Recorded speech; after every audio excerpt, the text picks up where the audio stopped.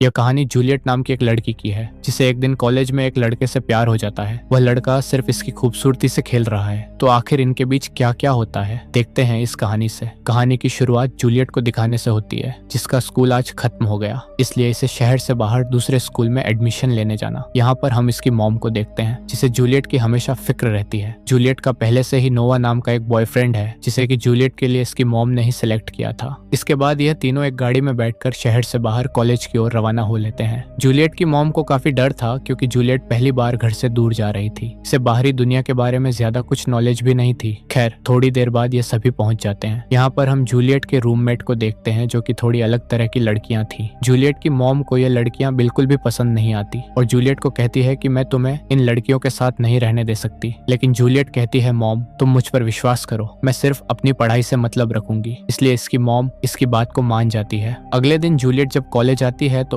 उसकी मुलाकात मैक्स नाम के एक जवान लड़के से होती है जिसके बात करने का तरीका काफी अच्छा था और इन दोनों में कहीं ना कहीं एक दोस्ती हो जाती है, जिसके पास जूलियट अपने रूम में चली जाती है और जैसे ही नहाकर बाहर निकलती है तो अपने रूम में हार्डन नाम के एक हैंडसम लड़के को देखती है। जूलियट इससे पूछती है कि तुम कौन हो और मेरे कमरे में क्या कर रहे हो, मगर इसी दौरान यहाँ पर जूलियट की रूममेट सिटी आती है और कहती है कि यह लड़का मेरा फ्रेंड है। अब क्योंकि ये दोनों पार्टी करने जा रहे थे इसलिए जूलियट से भी अपने साथ आने को कहते हैं, लेकिन जूलियट को पार्टी जैसी चीजों में कोई इंटरेस्ट नहीं था, इसलिए इनके साथ आने से मना कर देती है। जिस पर हार्डन इसका मजाक उड़ाते हुए कहता है कि तुझे देखकर पता चलता है कि तूने आज तक पार्टी तो दूर ड्रिंक भी नहीं की होगी। अब ऐसे ही वक्त बीतता गया और जूलियट सिर्फ अपनी पढ़ाई से मतलब रखती। बाहर क्या हो रहा है, कौन क्या कर रहा है, इसे इस बात से कोई मतलब नहीं था। अब एक दिन फिर से इसकी रूममेट इसके पास आती है और इसे फिर से पार्टी में चलने के लिए कहती है। हालांकि जूलियट इन्हें मना करती है लेकिन इनके बार बार कहने पर इस बार पार्टी में चलने को मान जाती है। खैर, इसके बाद ये सभी एक क्लब में मौजूद होते हैं जहाँ पर यह एक डियर और ट्रुथ का गेम खेलते हैं। यहाँ पर एक लड़की जो कि असल में हार्डन की गर्लफ्रेंड है जूलियट से पूछती है कि तुमने पहली बार किसके साथ फिजिकल रिलेशन बनाया था। इसके ऐसे सवाल से जूलियट थोड़ी घबरा जाती है क्योंकि जूलियट ने कभी भी किसी के साथ रोमांस नहीं किया था। जूलियट को घबराया हुआ देखकर सभी समझ जाते हैं कि जूलियट किस लेवल की सीधी शादी लड़की है। अब इनके गेम के मुताबिक जूलियट को हार्डन को एक किस करना था क्योंकि जूलियट इस गेम को हार गए। अब धीरे धीरे ये दोनों करीब आते हैं लेकिन अचानक से जूलियट रुक जाती है और गुस्से से कहती है कि मुझे ये गेम नहीं खेलना, और इतना कहकर यहाँ से चली जाती है और एक ऐसे कमरे में चली जाती है जहाँ पर काफी सारी किताबें मौजूद थी। किताबों को देखकर जूलियट को लगता है कि जिसका भी यह कमरा है वो बिल्कुल मेरी तरह है। जिस तरह की चीज मुझे पसंद है शायद उसे भी उसी तरह की चीज पसंद होगी। मगर इसी दौरान पीछे से हार्डन आता है जो कि इसे कहता है कि आखिर तुम मेरे रूम में क्या कर रही हो, और साथ ही इसके हाथ में अपनी एक किताब को देखता है। हार्डन फिर से इसके करीब जाने की कोशिश करता है मगर अचानक फिर से जूलियट रुक जाती है और यहाँ से चली जाती है। अब इसके अगले सीन में हम क्लास को देखते हैं जहाँ पर टीचर एक लव से रिलेटेड चैप्टर पर बात कर रही थी, लेकिन कार्डन कहता है कि मुझे प्यार पर विश्वास नहीं है, प्यार झूठा होता है और ये सिर्फ लोगों की हंसी छीनता है। मगर यहीं पर हम जूलियट को देखते हैं जिसकी सोच हार्डन के बिल्कुल खिलाफ थी और कहती है कि मुझे प्यार पर विश्वास है, लेकिन प्यार सच्चा होना, क्योंकि प्यार के बिना जिंदगी अधूरी है। स्कूल के बाहर जूलियट की मुलाकात मैक्स से होती है। जूलियट इसे कहती है कि हार्डन कैसा लड़का है जिससे कि प्यार पर विश्वास नहीं, जिस पर मैक्स बताता है कि असल में कुछ दिनों से वह काफी परेशान है क्योंकि मेरी मॉम और हार्डन के डैड एक दूसरे को डेट कर रहे हैं और कुछ ही दिनों में शादी करने वाले हैं, और यह बात हार्डन को बिल्कुल भी पसंद नहीं, जिससे कि वह परेशान रहता है। अगले दिन जूलियट और हार्डन दोनों फिर से एक कैफे में मिलते हैं। यहाँ पर हार्डन इसे कहता है कि हम दोनों में कब तक इस तरह का चिड़चिड़ापन रहेगा, चलो हम दोनों दोस्ती कर लेते हैं, और इसे अपने साथ एक जगह पर ले जाने को कहता है। हालांकि पहले तो जूलियट इसके साथ जाने से मना करती है क्योंकि इसे डर था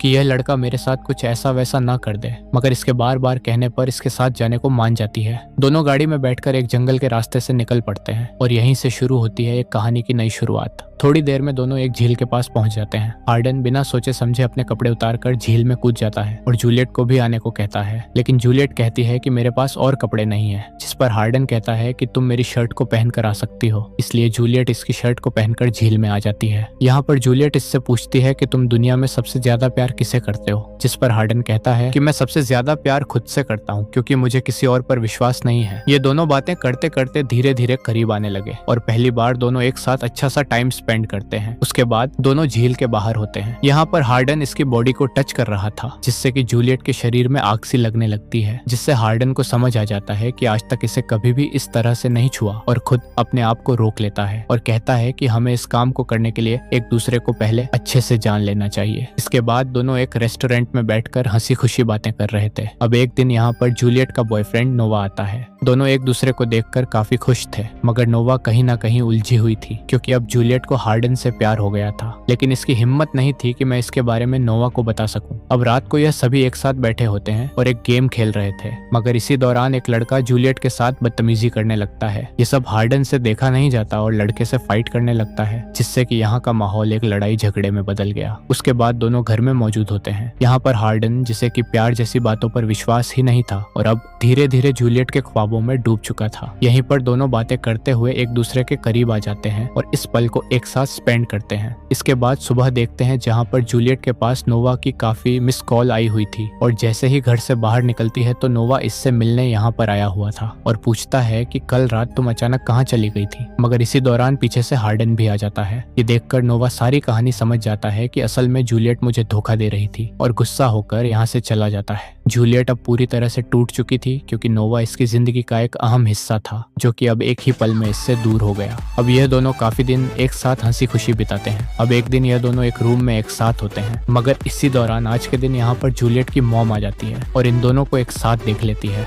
ये देख जूलियट की मॉम को काफी गुस्सा आता है और इसे अपने साथ बाहर बुलाती है और इससे गुस्से से कहती है, क्या मैंने तुम्हें इसीलिए यहाँ पर भेजा था कि तुम दूसरों लड़कों के साथ ये हरकतें कर सको, और इसे इसी वक्त अपने साथ वापस घर चलने को कहती है। लेकिन जूलियट अपनी मॉम के साथ जाने से साफ इनकार कर देती है, जिस पर इसकी मॉम इसे चेतावनी देती है कि यह लड़का तुम्हें धोखा देगा और उस वक्त तुम मेरे पास बिल्कुल भी मत आना, क्योंकि मेरा और तेरा रिश्ता आज से खत्म हुआ। यह कहकर जूलियट की मॉम गुस्से से भरी हुई यहाँ से चली जाती है। इसके बाद हार्डन इसे एक नए घर में ले जाता है और कहता है कि यह मेरे डैड के एक दोस्त का घर है, लेकिन वह काम के सिलसिले में अक्सर यहाँ से बाहर रहते हैं, और इसे कहता है कि अब मेरे अलावा तुम्हारा कोई नहीं रहा, तो मुझे तुम्हारे खर्चे के लिए कोई काम तो करना ही पड़ेगा। खैर, अब दोनों एक साथ काफी खुश थे। दोनों एक साथ लड़ते झगड़ते रहते, मौज मस्ती करते, खाते पीते, नई नई जगह पर घूमने जाते, मानो उनकी जिंदगी एक जन्नत बन गई हो। लेकिन जूलियट नहीं जानती कि मेरी जिंदगी में एक नया झटका लगने वाला है, जो कि सारी खुशियों को बिखेर देगा। काफी दिन के बाद वह दिन आ गया जहाँ पर हार्डन के डैड मैक्स की मॉम से शादी करना चाहते हैं। यहाँ पर काफी लोग शादी को ज्वाइन करते हैं और साथ ही यहाँ पर हार्डन भी जूलियट को अपने साथ लाता है। यहाँ पर डैड की मुलाकात जूलियट से होती है और इन दोनों में काफी अच्छी बात होती है। यहाँ पर हार्डन के डैड सभी को अपनी कामयाबी के किस्से सुनाते हैं और साथ ही अपने बेटे के बारे में सभी को अच्छी बातें बताता है। लेकिन ये सब बातें हार्डन को बिल्कुल भी पसंद नहीं आती और जूलियट से कहता है कि वह कितना भी फेमस या